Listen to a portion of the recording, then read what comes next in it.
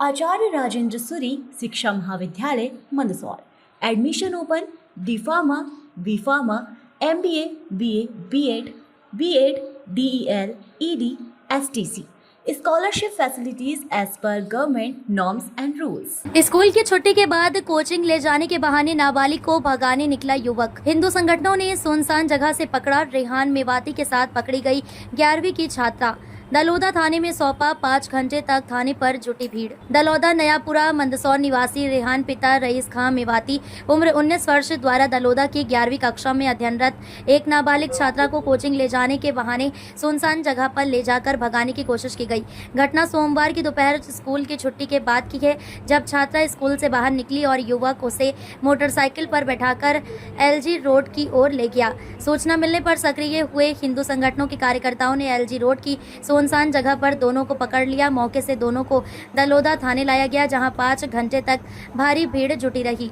थाने का माहौल रहा तनावपूर्ण। युवती के परिजनों ने जताई साजिश की आशंका। थाने पहुंचे छात्रा के परिजनों ने इसे लव जिहाद की सुनियोजित साजिश बताया। परिजनों और संगठनों ने युवक पर सख्त कार्रवाई की मांग करते हुए जमकर नारेबाजी की। पुलिस ने हालात को संभालते हुए दोनों को अलग अलग कमरे में बैठाया और पूछताछ शुरू की। एवं हिंदू संगठन के कार्यकर्ताओं ने आक्रोश व्यक्त करते हुए आरोपी के मकान पर बुलडोजर चलाने एवं सार्वजनिक जुलूस निकालने की मांग को लेकर हाईवे जाम किया। पुलिस अधिकारियों के समझाइश बाद हाईवे जाम खुलवाया गया। इस पूरे घटनाक्रम में दलोदा थाने पर थाना प्रभारी के अनुपस्थित रहने की दशा में SDOP कीर्ति बघेल, चौकी प्रभारी पूर्णिमा सिंह आजाद, थाना प्रभारी अफजलपुर, थाना प्रभारी एवं मल्हारगढ़ SDOP नरेंद्र सोलंकी को मोर्चा संभालना पड़ा। थाना प्रभारी ने बताया कि छात्रा नाबालिग के आरोपी के खिलाफ पॉक्सो एक्ट धारा 363, 366, 376 सहित धर्मांतरण से जुड़ी धाराएं लगाई जा रही हैं। युवक को हिरासत में लेकर जांच शुरू कर दी गई है। आरोपी रेहान पिता रईस खां मेवाती उम्र 19 निवासी नयापुरा मंदसौर, पीड़िता 11वीं कक्षा की छात्रा दलोदा निवासी, स्थान LG रोड दलोदा। कार्रवाई पॉक्सो एक्ट व अन्य धाराओं में प्रकरण दर्ज। हिंदू संगठन बोले लव जिहाद की गंभीर साजिश है। ऐसे मामलों में प्रशासन को सख्ती दिखानी होगी। ये सिर्फ एक परिवार नहीं, पूरे समाज की सुरक्षा का मामला है। थाना प्रभारी बोले दोनों को दस्तयाब कर मेडिकल और बयान की प्रक्रिया जारी है। कानून के तहत सख्त कार्रवाई की जाएगी।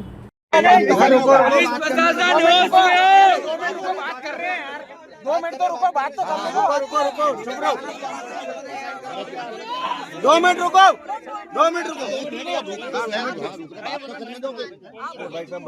बात हो गई मैडम से, चेक कराने के बाद साइन करवाएंगे, ठीक है। आपने FIR साइन करवाना, उसको भेज दिया, हमको चेक नहीं करवाई FIR। मेरी बात सुनो, भगवान सिंह जी से बात की मैंने। नहीं, वो आ रहे हैं। उनको मैंने धारा भी बताई कि ये धारा लगी है। समाज इसके लिए राजी नहीं है। सुन लो, भगवान वो इसको आरती करने के लिए लेकर मैडम अभी पहले माता सुन लो, आप भगवान तो हमारा हिंदू समाज समय पहुंच गया वहाँ पर। अरे भगवान सिंह जी आ रहे हैं, बताना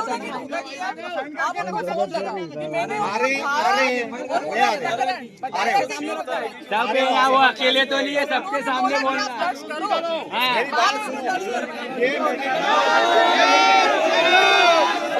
सर, दलोदा में एक मामला हुआ था जिसमें आप भी पहुंचे थे, क्या मामला था थोड़ा बताएं। दलोदा में आज एक स्कूल है, वहाँ पर एक बच्ची को टारगेट करते हुए एक मुस्लिम समाज का व्यक्ति मंदसौर से जो गाड़ी मैकेनिक है वो वहाँ जाता है और बच्ची को टारगेट करते हुए मोटरसाइकिल बिठाकर वहाँ से एक अज्ञात स्थान जो गुप्त खाई थी वहाँ ले जाकर उसके साथ गलत कार्य करने का प्रयास कर रहा था। उसी बीच में 2 व्यक्ति वहाँ पहुँच जाते हैं और उस बच्ची को बचा लेते हैं, फिर उसको थाना लाया जाता है। इस प्रकार से मध्य प्रदेश में ये घटनाएं निरंतर बढ़ती जा रही है।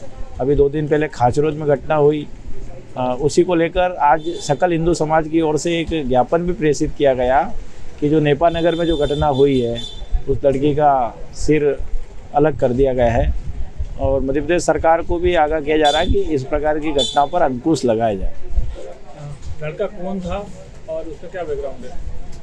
लड़के का जो बैकग्राउंड ये है कि वो मोटरसाइकिल का मैकेनिक है, मोटरसाइकिल ठीक करता है और 19 साल का युवक है और पढ़ा लिखा नहीं है। केवल इन बच्चों को टारगेट करने के लिए वो मंदसौर से दलोदा जाकर उस बेटी को टारगेट किया उसने और अपने प्रेम जाल में फंसाया। इस मामले में पुलिस ने भी शिकायत हुई थी, आपने ज्ञापन भी दिया है, तो पुलिस ने अभी तक क्या कार्रवाई की है इसको लेकर?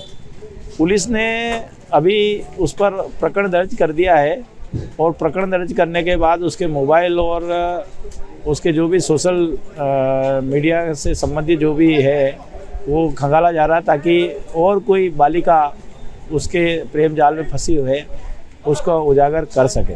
आपका नाम? भगवान सिंह चौहान, अधिवक्ता हूँ और हिंदू जागरण मंच में प्रांत कार्यकारिणी सदस्य हूँ। आज दलोदा वाले प्रकरण में आप भी दलोदा पहुंचे थे, आपने भी ज्ञापन दिया है, क्या जानकारी है उसको लेकर? जानकारी यह है कि एक बालिका है जो कि नाबालिग है और एक विधर्मी के द्वारा उसे टारगेट किया गया है। उसे प्रेम जाल में फंसाकर उसे कहीं ले जाया गया है और उसके साथ कुछ गलत काम करने की कोशिश की गई है, पर वो उसमें सफल नहीं हो पाया है क्योंकि हमारे कुछ कार्यकर्ता है वहाँ समय पर पहुँच गए और उस लड़की का बीच बचाव कर लिया गया है। और ये सब देखने के बाद लगता है कि मध्य प्रदेश में लव जिहाद की घटनाएं बहुत ज़्यादा मात्रा में बढ़ती जा रही है। इन पर रोकथाम करने की आवश्यकता है। मध्य प्रदेश सरकार से निवेदन है कि इन पर रोकथाम किए जाने की कृपा करें। आप भी वहाँ पर दलोदा थाने पहुँची थी, वहाँ पर कुछ प्रकरण वगैरह दर्ज कराया, किन धाराओं में प्रकरण दर्ज हुआ है? हम दलोदा थाने पर उपस्थित थे तो 354, 366 और 363 इन धाराओं पर प्रकरण दर्ज किया गया है। और ये तो पुरानी वाली धाराएं हैं और नई वाली धाराएं 74, 75 और 87। और पुलिस की कार्यवाही भी जारी है। 7-8 पॉक्सो एक्ट भी शामिल है उसमें। पुलिस की कार्यवाही भी जारी है और पूरी कोशिश है कि हम उस अपराधी को सज़ा दिलवाएं। इस मामले में वो अपराधी गिरफ्तार हुआ है या नहीं हुआ अभी? अपराधी गिरफ्तार नहीं हुआ है, पर पुलिस ने प्रकरण दर्ज कर लिया है और अपराधी को गिरफ्तार कर लिया गया है। बच्ची के साथ रेहान नाम के लड़के ने पहले इंस्टाग्राम पे दोस्ती की, उसके बाद जो है आज उसको मिलने के लिए बुलाया था। उसके साथ एक नाबालिग बच्ची के साथ रेहान नाम के लड़के ने उसको पहले इंस्टाग्राम से उसके दोस्ती की, उसके बाद जो उसे आज मिलने के लिए बुलाया था, जिस पर जो सूचना मिलने पर बच्ची से पूछताछ की गई, जिसमें उसने में अपराध पंजीबद्ध किया गया है पॉक्सो की धाराओं के तहत। इसमें जो है अग्रिम से अग्रिम वैधानिक और जो है कार्रवाई की जाएगी। कार्रवाई और केस क्या क्या किया मैडम?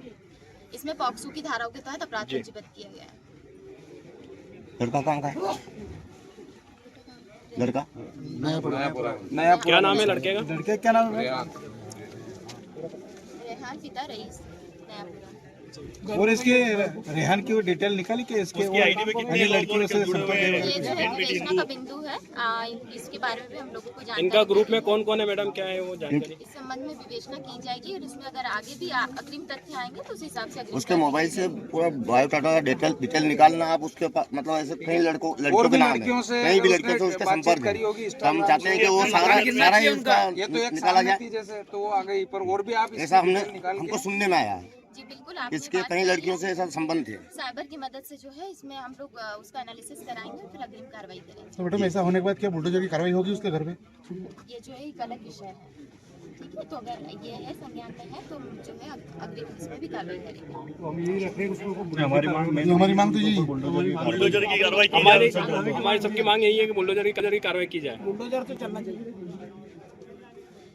जांच का विषय है, जांच के बाद कार्रवाई की जाए। अगर ऐसी घटना होती है तत्काल बुलडोजर से कार्रवाई होती है। उसके बाद आप यहाँ से हिंदू समाज को आश्वासन करके घर भेज सकते हैं, उसके बाद कार्रवाई नहीं होगी तो इसमें जो है अग्रिम अधिकारियों से बात करने के बाद ही कार्रवाई की जाएगी। अग्रिम अधिकारी आपके अलावा कोई आ रहा है?